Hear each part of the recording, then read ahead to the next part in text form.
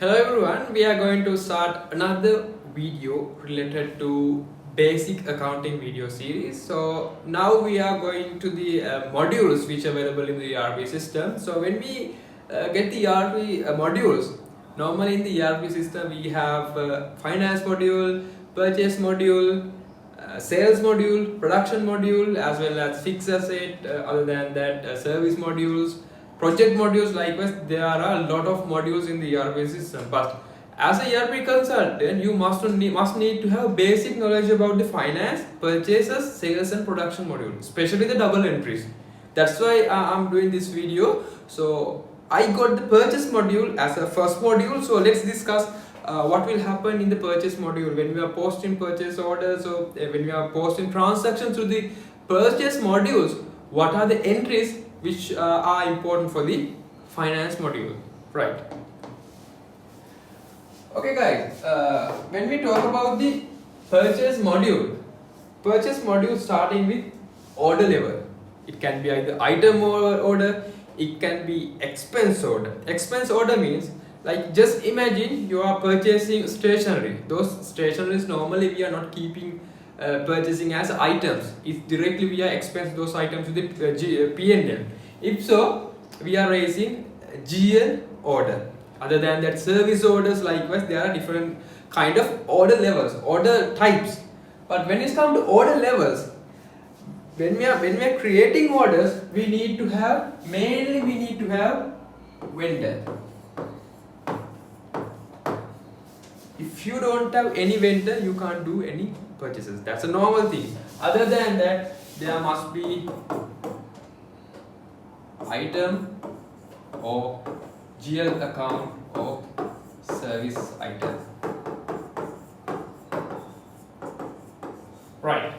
Hope you have good understanding. When we are starting purchase process, there must be vendor, other than that item or GL account, in order to do transactions. Right. At the order level, at the ordering point, we can raise dividing into two. It can be purchase quotations, it can be purchase requisitions, as well as it can be purchase orders. Right. What's the main difference this order level with compared to other levels? The main difference is there is no any GL transactions.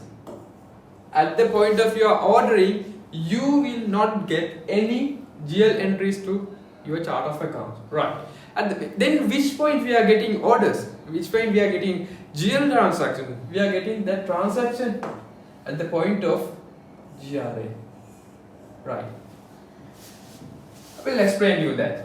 When we are converting these orders into GRN, which means when we are posting GRN through the system, we get double entries for inventory and good receives, invoice to be received account. We call it GRIR account. Right. How it's happened? Imagine this example for item purchases, which means just take I'm purchasing raw materials. In order to purchase, when I am purchasing raw materials, our inventory level going up. If you watch my 5-element video series, I have explained you inventory is an asset. Increase of asset we have recording debit side. Okay, now you have good understanding. Inventory is debit, inventory is an asset. Increase of asset we have recording debit side. Then GRIR account. What's this account? This is actually control account.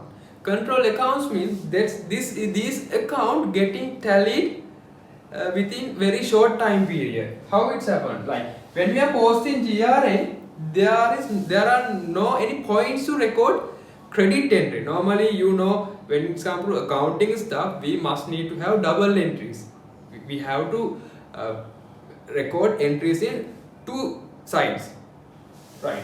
Then what we do is we keep as a control account, which is temporary account, until we raise the invoice.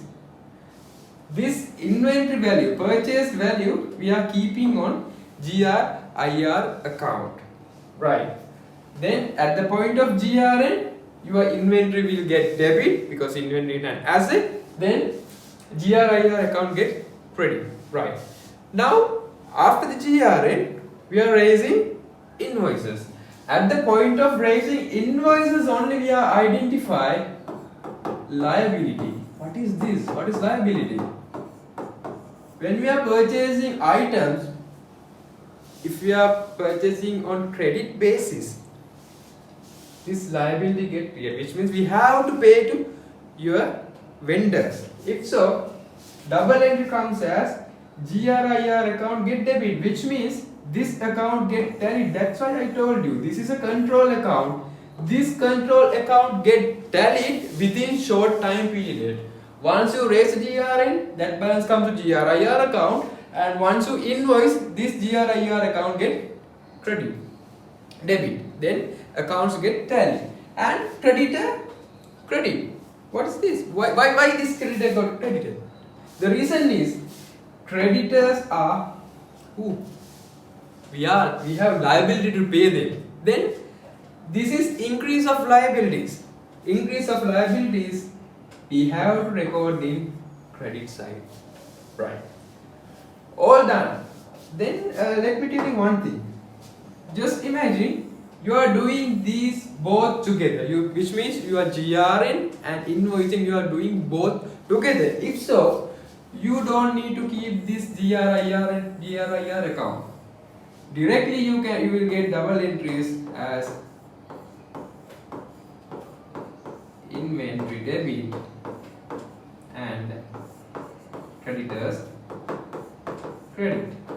Keep in your mind, if you are doing this process separately, GRN and invoicing separately, double entries will be like this. If not, if you do those together, this is the double entry. You don't need to have any GRIR account. Right.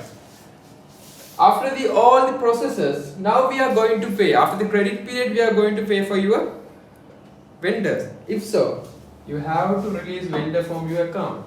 Then we are record vendor account in debit side, and we pay by cash, or we do transaction. We do online payment for your customer. If so, your bank account get credit. So why this bank account get credit? Cash or bank is an assets. This is we are paying. Paying means we are our assets is reducing. Then we have to record in credit side. This is what happened. This is a simple double entries in purchase module. There are something. So if you had to reverse this transaction, if you had to reverse GRNs, the vice versa happen. Inventory get credit and your account get credit. And at the point of if you return, that happen in this level. If you raise a credit memo,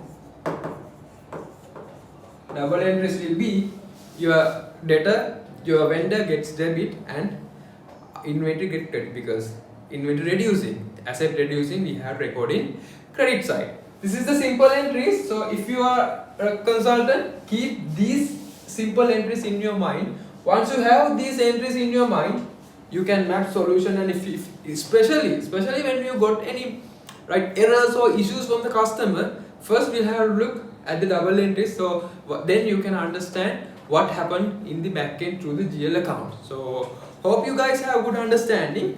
So you just watch 3-4 times this video, so and then you can get good understanding. If not, you have any doubt, you can reach me through the LinkedIn very easily.